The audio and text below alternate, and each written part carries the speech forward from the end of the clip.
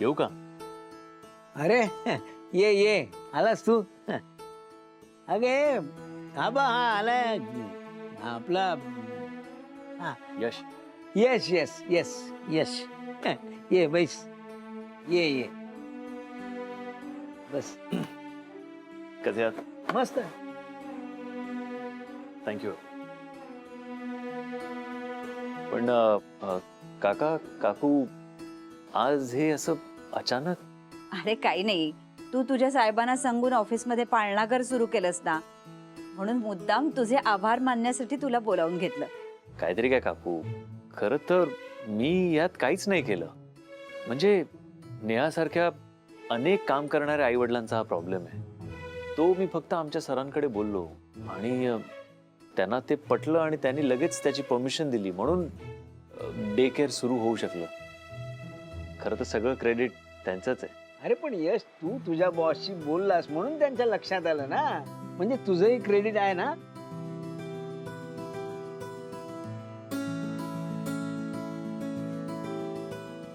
काकू तुम्ही अजून पण कोणाला इन्व्हाइट केलंय का?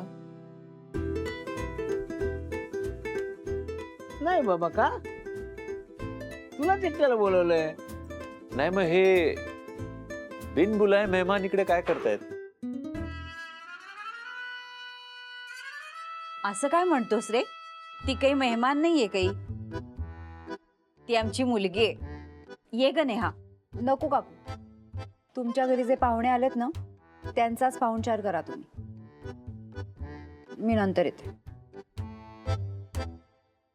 अगं थोडा भाव खातोय. खरं तर माझ्यामुळे काकाकुंची याची ओळख झाली आणि मलाच बिनबुलाय मेहमान म्हणे. एवढा ॲटिट्यूड. भेटू ते उद्या ऑफिसमध्ये, मी दाखवते त्याला.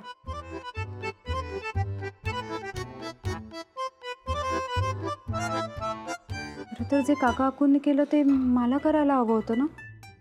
म्हणजे मी यशला थँक्यू बोलून घरी इन्व्हाइट करायला हवं होतं आणि मला का नाही सुचलंय. काय रे, उगीच आमच्या मुलीला छळतोस? गंमत केली हो काकू, आणि तुम्ही असं समजू नका, ती खूप छळत असते मला. आणि मित्रांमध्ये एवढी गंमत तर चालतेच नाही का? येस, असेच मजा मस्करी करीत राहा, आनंदात राहा. काय यश तुला माहित नाही, तुझ्यामुळे आमची केवढी मोठी काळजी दूर झाली.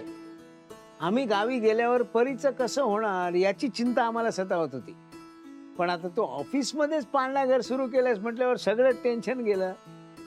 यश, आम्ही नसताना सुद्धा नेहाला अशीच मदत करत जा हा. त्या दोघींकडे लक्ष असू दे तुझं. ऑफकोर्स. अगं तू बोलत काय बसलीस? तो गरमागरम शिरा केलायस ना, घेऊन ये ना याच्यासाठी. शिरा? रिअली? I love it. हो, आणते हा.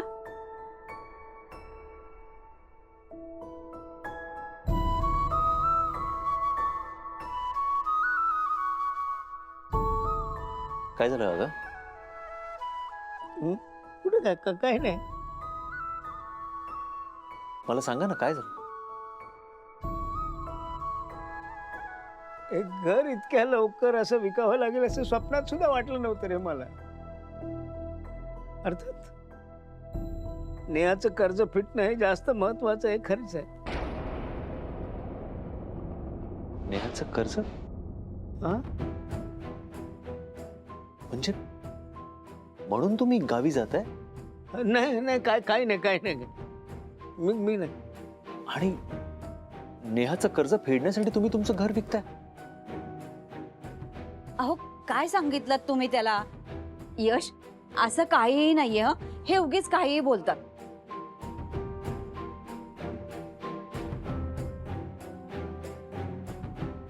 काकू, खरं काय ते तुम्हा दोघांच्या चेहऱ्यावर स्पष्ट दिसतंय.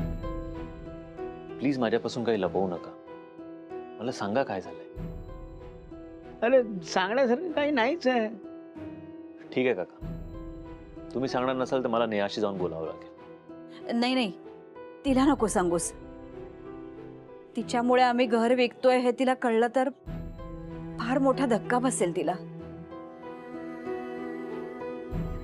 इतक्या आपुलकीने तुम्ही मला आज इथे बोलवलं, मग त्याच आपलेपणाने मला हे सांगावंसं नाही वाटलं?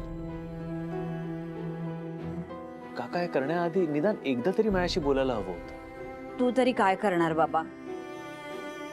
तिच्या डोक्यावर कर्जाचा डोंगर आहे. तिने जर पैसे फेडले नाहीत तर परीला घेऊन ती कुठे जाईल? म्हणून तिला मदत करण्यासाठी आम्ही. मला कळतंय काकू, तुम्ही हे सगळं नेहासाठी केलं, पण आपण दुसरा काहीतरी मार्ग शोधला असता. इनफॅक्ट अजूनही शोधू शकतो. नाही रे बाबा, आता वेळ गेली आहे. आमचं घर विकलं गेलंय. गोवर्धन पांड्या नावाच्या माणसाने घेतलंय.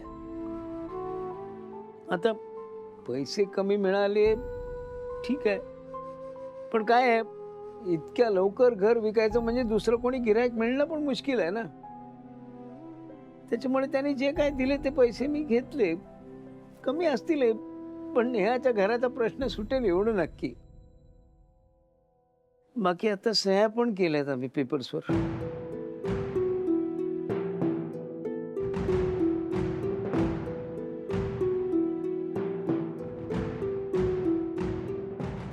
काका,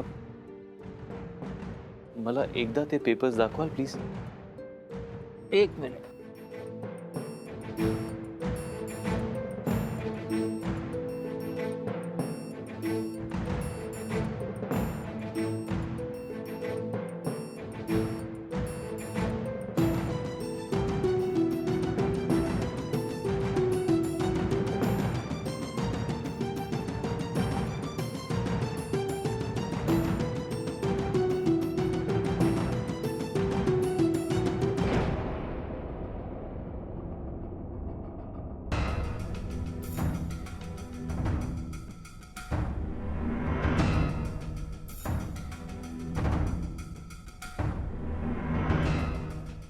हॅलो समीर, मला एका माणसाची पूर्ण इन्फॉर्मेशन हवी.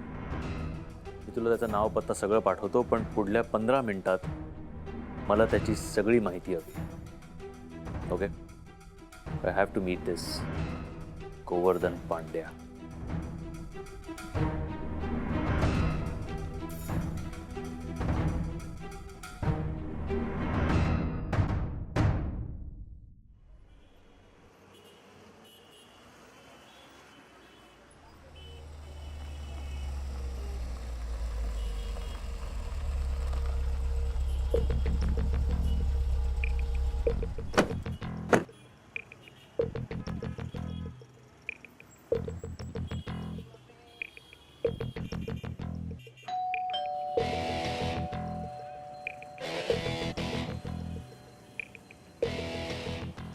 गोवर्धन पांड्यांना भेटायचं.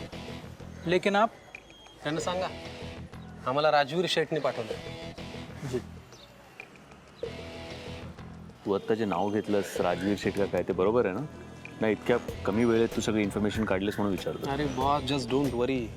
एक वेळ मी ऑफिसच्या कामात चुकू शकतो, पण अशा थ्रिलिंग कामामध्ये अजिबात नाही. हे तर खूप दिवसांनी आपल्याला हे करायला मिळालं. आणि असंही ते ना, ऑफिसचं मुळमुळू काम करून मला कंटाळा आला होता. आज कशी मजा येणार. ठीक आहे, तू जास्त एक्साइट होऊ नको.